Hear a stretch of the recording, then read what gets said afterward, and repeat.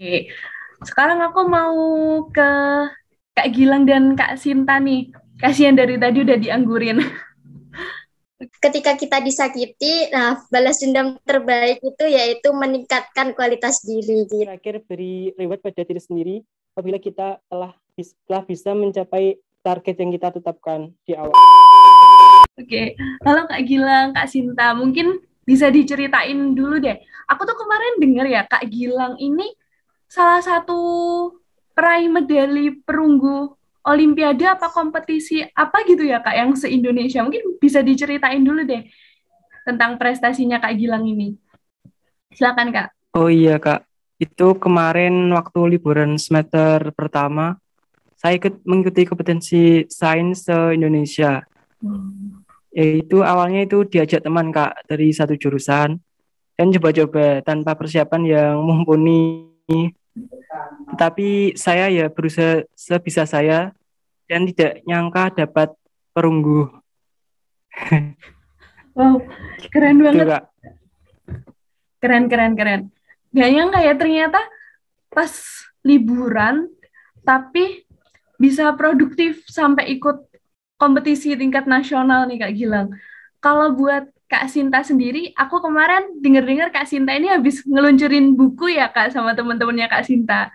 Boleh diceritain dong Kak, itu ceritanya gimana sama kesibukannya Kak Sinta yang lain selain ngeluncurin buku sama di Ujar, apa aja kesibukannya?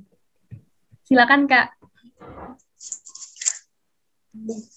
Makasih Lintang. Halo Sobat Ujar.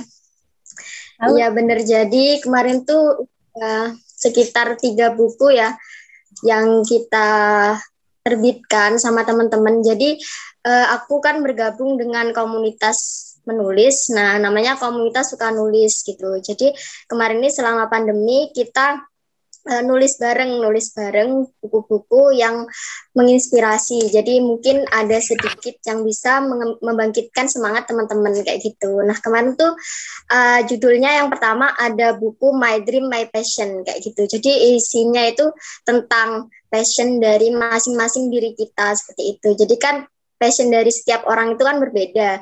Itu dapat membangkitkan di Biro Penlitbang di BPM FKIP, nah dan juga menjadi anggota di HIPMI PT UNED. Itu sih Kak. Kalau untuk kegiatan yang lain sih kayak gitu, meskipun nggak dapat perunggu juga, tapi alhamdulillah ya ada yang dapat juara, ada yang dapat cuma pengalaman aja, tapi yang penting kita nggak pernah berhenti untuk mencoba gitu Kak Lintang. Iya, oke. Sip. Keren banget sih, ya yang penting emang kita nggak pernah berhenti untuk mencoba itu. Kalau tak lihat-lihat kayaknya Kak Gilang sama Mbak Sinta ini kayak sibuk banget gitu ya, liburan pun dimanfaatin buat ikut kejuaraan, ikut kompetisi, maksud saya ikut organisasi, kayak banyak banget.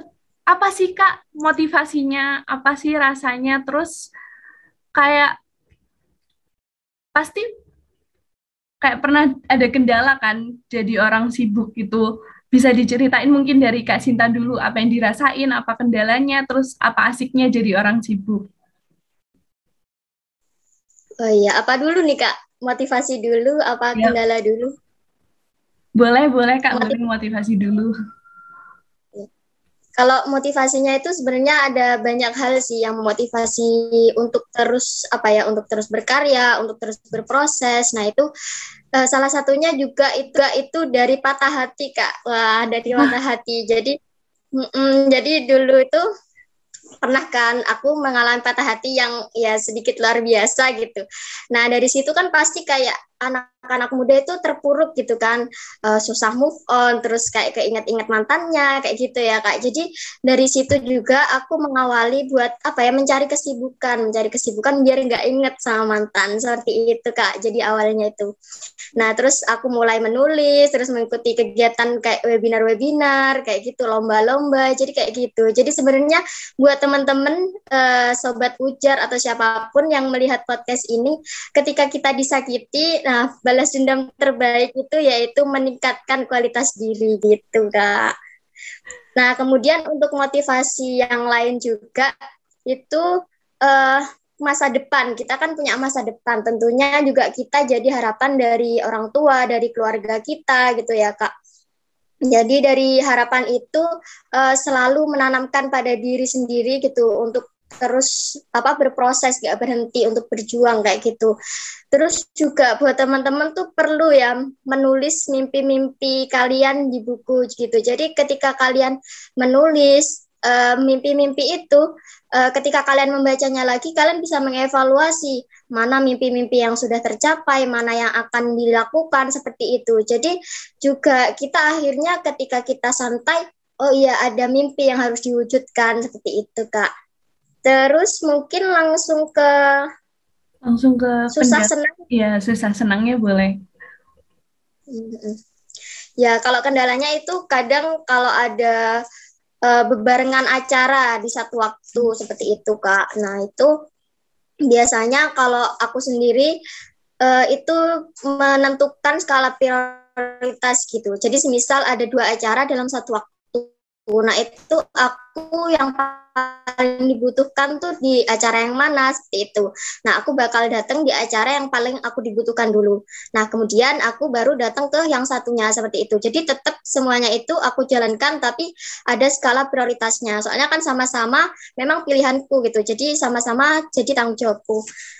Nah, kalau susah senangnya itu, senangnya pasti banyak temennya ya, networkingnya itu luas kayak gitu.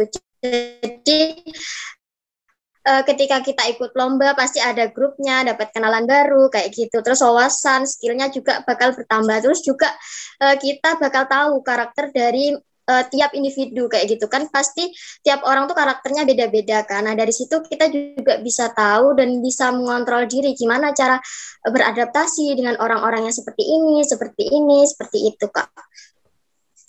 Soalnya itu kadang ngerasa capek banget gitu. Pernah kan di satu titik itu ngerasa capek banget, yang mau lihat HP itu banyak notifikasi, misal Mbak ini gitu. Nah, gitu-gitu tuh waduh pusing banget kan. Pernah satu waktu itu aku matiin HP total, itu udah matiin HP terus aku tidur. Tapi itu juga ini mungkin bisa jadi referensi ya buat teman-teman. Kalau pengen ngembaliin energi positif juga, kalian bisa lihat di YouTube itu ada afirmasi positif. Nah, itu kayak ada kalimat-kalimat penenang gitu buat kita. Nah, jadi kayak gitu, Kak, ketika aku capek ya aku berhenti dulu gitu. Nggak maksa, soalnya kan pasti juga ada kesehatan kita yang harus kita jaga kayak gitu, Kak. Oke, iya bener banget sih Mbak Sinta. Emang kesehatan itu nomor 1, jadi harus dijaga banget. Oke, terima kasih Mbak. Untuk dari Kak Gilang sendiri nih, Kak Gilang ini kan ya hitungannya mahasiswa, punya kesibukan kuliah, ikut ujar organisasi, dan masih bisa berprestasi di bidang akademik tingkat nasional pula. Ini menurut kakak nih, apa sih Kak arti sibuk bagi kakak? Atau mungkin kakak nih orangnya apa motivasinya buat bisa tetap produktif, caranya kayak gimana gitu, Kak. Silakan Kak Gilang. Iya, terima kasih Kak. Menurut saya waktu adalah segalanya, karena waktu tidak bisa diputar atau kita kembali ke masa lalu itu tidak bisa. Jadi kita harus sebisa mungkin memanfaatkan waktu yang kita punya. Selama menjadi mahasiswa saya merasa kurang sibuk sih karena jurusan saya. Jadi saya hanya mengikuti UKM dan kepanitiaan saja Kak. Dan menurut saya ya tidak begitu padat sih, masih bisa perkuliahan. Dan rencana nanti semester 3 akan mengikuti organisasi di Himatika, Kak. Oh, oke. Siap-siap. Walaupun belum terlalu banyak organisasi yang diikutin, tapi Kak Gilang ini udah bisa produktif ya. Untuk kata produktif sendiri nih, kalau menurut Kak Gilang, gimana sih cara Kak Gilang memaknai produktivitas itu sendiri? Silakan Kak. Menurut saya produktivitas itu bukan yang kita sibuk banget gitu ya, karena orang yang sibuk itu belum tentu produktif. Sedangkan kalau orang produktif itu biasanya punya kesibukan meskipun tidak sibuk. Jadi biasanya yang produktif itu menghasilkan suatu karya atau prestasi yang membuat kita sendiri itu bangga atau terharu kita bisa mencapainya. Itu menurut saya, Kak.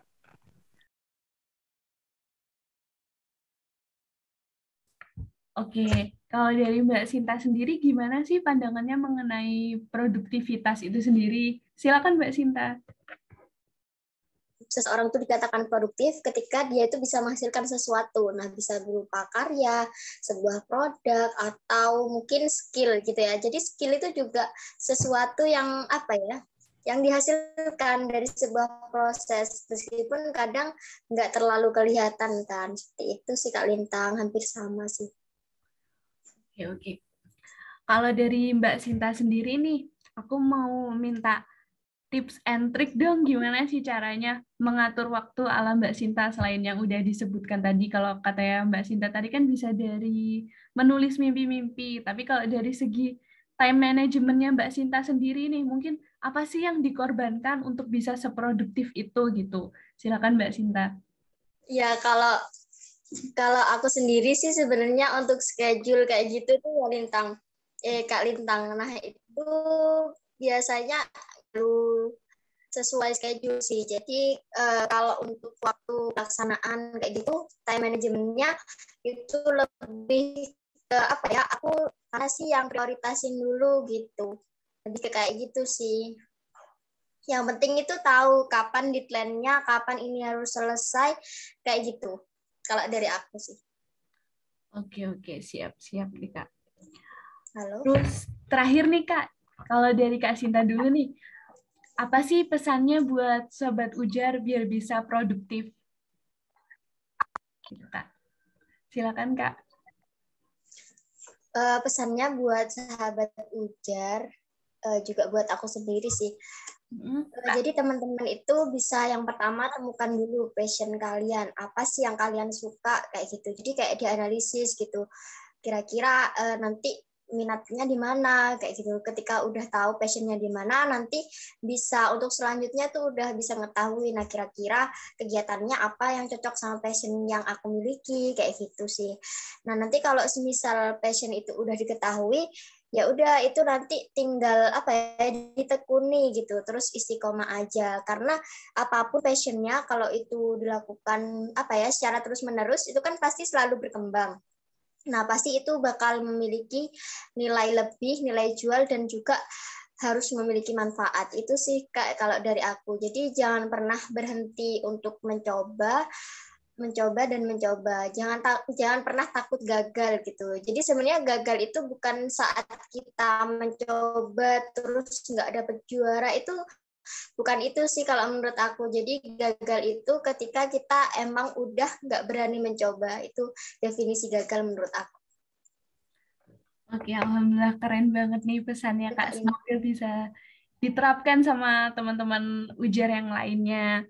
Dan sukses terus juga buat Kak Sinta, buat buku-bukunya dan kegiatan lainnya di organisasi-organisasi lainnya juga. Terima kasih Kak Sinta. Oke, Tips dan trik untuk manajemen waktu. ya. Ha-ha. Yang pertama itu jangan suka menunda-nunda pekerjaan, langsung dikerjakan apabila kita punya waktu yang luang. Yang kedua, membuat jadwal harian agar kita mengetahui apa yang harus dikerjakan selanjutnya.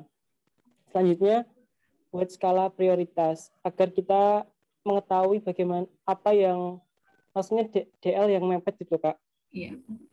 Terus keempat, fokus ke satu hal dahulu. Jangan fokus ke banyak hal karena apabila kita fokus ke banyak hal, kita tidak akan bisa menyelesaikan dengan sempurna atau dengan sangat baik.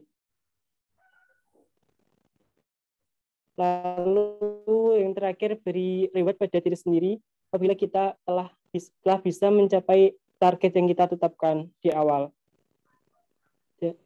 Pesan ya Kak. Ya, ya boleh deh, boleh langsung sampai Pesannya ya. untuk SP, meskipun kita kuliah daring, tetap semangat dan kan kuliah banyak waktu longgarnya.